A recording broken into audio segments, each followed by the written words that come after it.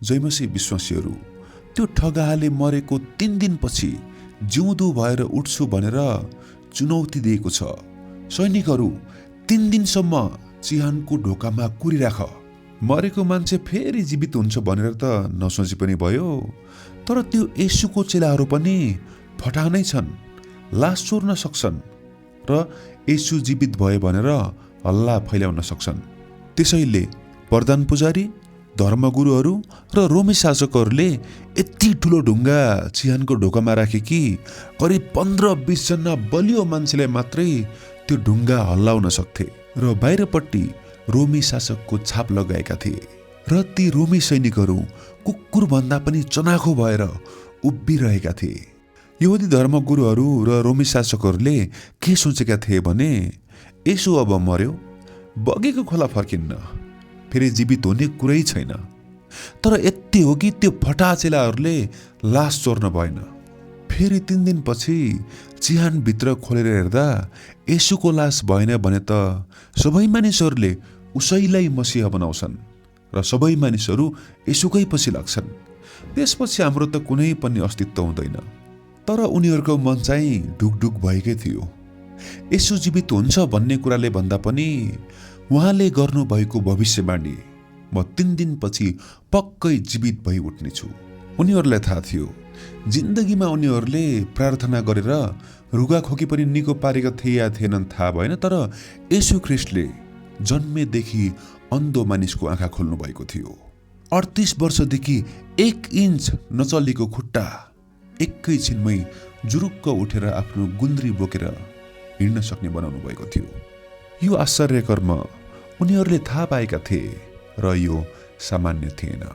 प्रभु येशू ख्रीष्टको चेलाहरूलाई लागेको थियो होला, यत्रो शक्तिशाली गुरु जो पानीमाथि हिँड्नुभयो, जसले अन्धोलाई आँखा खोलिदिनु भयो, लङ्गडोलाई हिँडाउनु भयो, त्यति मात्रै होइन, मरेर 4 दिनसम्म चिहानमा राखेको लाजरसलाई जीवित पार्नुभयो।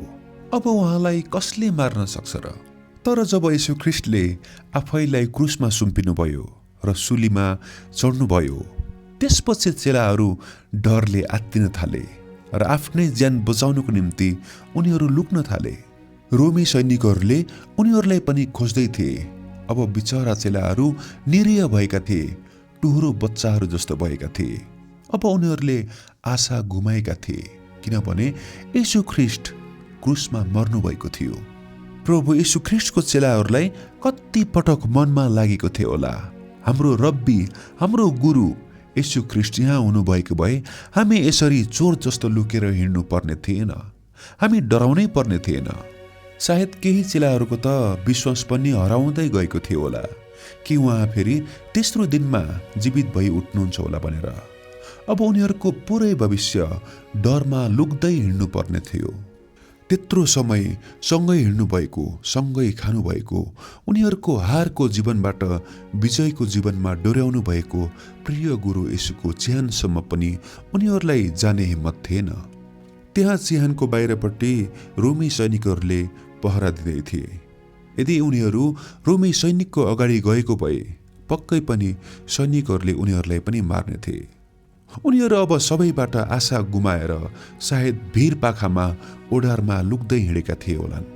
तर जस्तो सुकै अवस्था आए पनि उनीहरूले येशू ख्रीष्टलाई पर्खी बसेका थिए, किनभने उनीहरूलाई पुरा भरोसा थियो उहाँले बोल्नु भएको कुरा कुनै पनि झुठा हुँदैनन्। र जब तेस्रो दिन आयो विश्वासीहरू, त्यो दिनको एका बिहानैबाट अचम्मको घटनाहरू घट्दै गएको थियो। चिहानको वरिपरि सुनसान थियो, पहरेदारहरू चनाखो भएर बसिरहेका थिए। र जब मरियम मग्दलिनी र मरियम चिहान हेर्न भनेर बिहानै आएका थिए, अचानक जमिन काम्न थाल्यो। एक्कासी ठुलो भूकम्प आयो र उनीहरू डरले आत्तिन लागे र पहरा दिने सैनिकहरू पनि डरले थर थर काम्न लागे। आकाशबाट एकजना मानिस ओर्लिनुभयो र उहाँको लुगा हिउँ जस्तै सेतो थियो र अनुहार बिजुली जस्तै चम्किलो थियो। त्यसपछि चिहानको ठुलो ढुङ्गा त्यहाँदेखि हट्यो र त्यो ढुङ्गामाथि ती सेतो पहिरन लगाएको मानिस बस्नुभयो। त्यो घटना भइरहँदा रोमी सैनिकहरूको आधा होस हराएको जस्तो भएको थियो। उनीहरू पुरै होसमा थिएनन्, किनभने त्यो ठाउँमा स्वर्गबाट एकजना स्वर्गदूत ओर्लिनु भएको थियो।